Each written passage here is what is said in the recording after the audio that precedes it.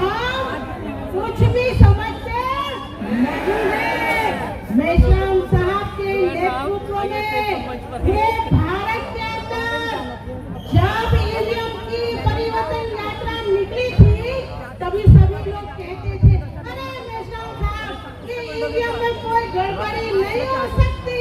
मेश्राम साहब चुनाव आयोग का सुप्रीम कोर्ट का मुकदमा का जजमेंट दिखाते थे और उनके मुंह पर मार कर कहते थे, देखिए गड़बड़ी हो रही है।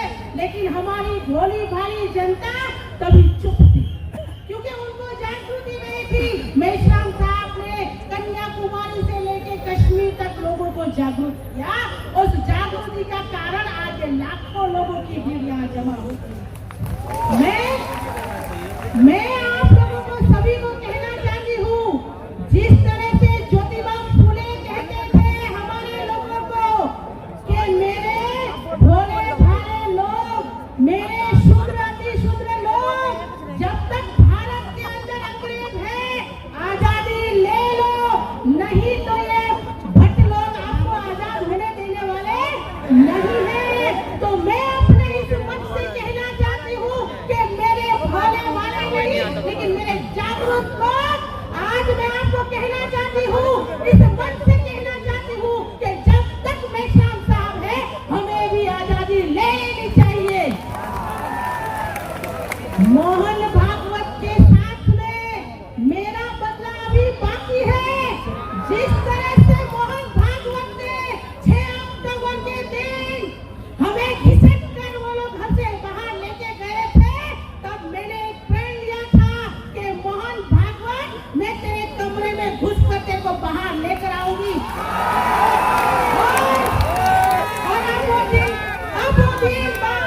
अब वो दिन दूर नहीं है, क्योंकि हमारी महिला और हमारे भाई लोगों ने मोर्चा अपने हाथ में ले लिया है। और हम लोग, ये जो आरएसएस के लोग हैं, ये मोहन भागवत चक्कीधारी लोग हैं, उनको अभी पिसाब लग चुकी है, कहीं छुप कर बैठ चुके हैं। उनको बिल में से निकालने के लिए हम लोग यहाँ पर इकट्ठा हुए हैं। ये चुनाव आयोग को हम लोग पूरी चुनौती देते हैं कि चुनाव आयोग जितना जल्दी हो सके उतना ईवीएम को बंद कर दे, नहीं तो सिर्फ मैं महिला, हम सभी 15 लाख बूथों पर हम महिला ही ईवीएम को तोड़ देने वाली है। अरे क्या कर लोगे तुम लोग? क्या कर लोगे? तुम्हारी औकात नहीं है हमको 3 दिन से ज्यादा जेल में रखने की। अगर ईवीएम तोड़ेंगे 3 दिन से ज्यादा तो हम लोगों को जेल में नहीं रख सकते। हम लोग 2500 साल की गुलामी सहते यहाँ पर पहुंचे, अब आजादी लेकर ही दम लेने वाले, उससे पहले हम लोग छोड़ने वाले नहीं है। आप सभी लोग यहाँ पर इस कूदा-बूदी में इस जोशों के साथ में आप यहाँ पर इकट्ठा हुए, उतने ही जोश के साथ में घर पर जाकर बुद्ध को तैयार करोगे और बुद्ध को तैयार करके युद्ध को भी तैयार करोगे। अब हमारे बाबा साहब अम्बेडकर ने जो सपना देखा था शासन करती जमात बनने का, वो शासन करती जमात हम 24 तक बनकर दिखाएंगे और दिल्ली में हम लोग राज करेंगे। आप लोगों ने मुझे सुना, इसलिए धन्यवाद। बोल 85, बोल 85,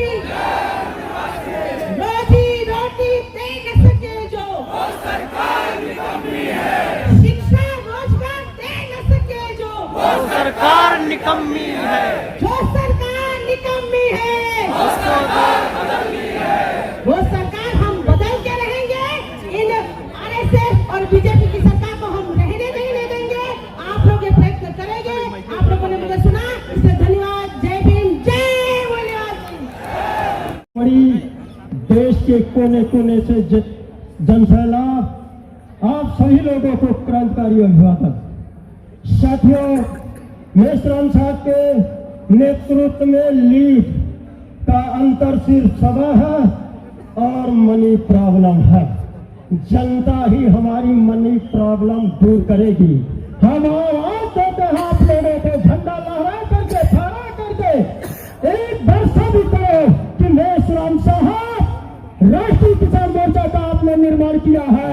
साधन संसाधन की कमी भी किसान भारत में नहीं करने देगा। तुम मुझे मुट्ठी भर अनाज एवं समय दो, हम तुम्हें 90% भूमि देंगे। किसान बचाओ देश बचाओ ईवीएम भंडाफोड़ राष्ट्रव्यापी परिवर्तन यात्रा में किसानों ने उत्तर प्रदेश में हमें 100 क्विंटल अनाजों को मुट्ठी करके दिया है। अब भारत का किसान पूरे अडानी अंबानी को ढपने के लिए, जालिमों को खात्मा के लिए एक मुट्ठी अनाज देगा। ये फतेह होगा मिसाल, फतेह होगा मिसाल। शेरों की भूमि में श्रम साथ संघर्ष करो, शेरों की भूमि में श्रम साथ संघर्ष करो। आप लोगों का अभिवादन।